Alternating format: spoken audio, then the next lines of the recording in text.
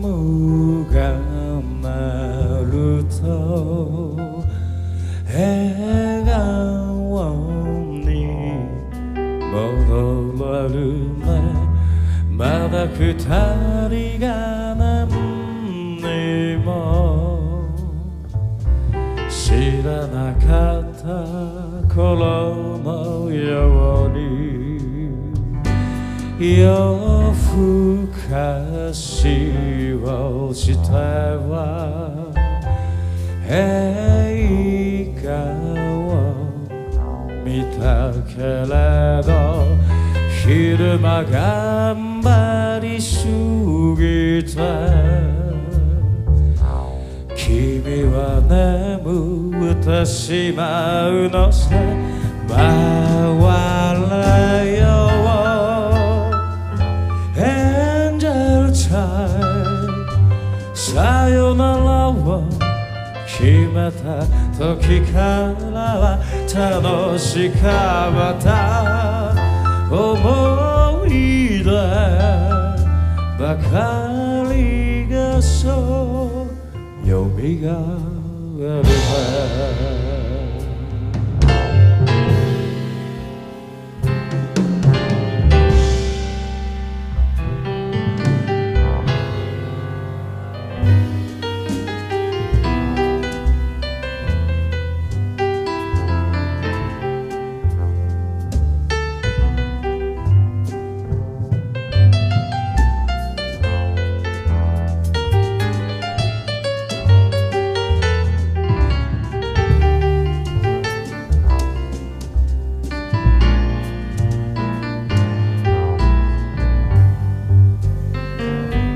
急に呼び出したらスニーカーにスウェットで慌てて飛び出してきた。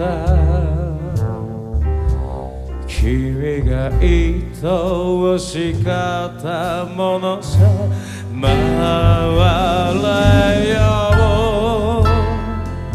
エンジェルチャイムあんなにも愛しあべてたわ。ひたむきさがあるなら君と大丈夫さ。最後のキャンドルが燃え尽きようともその笑顔はこの胸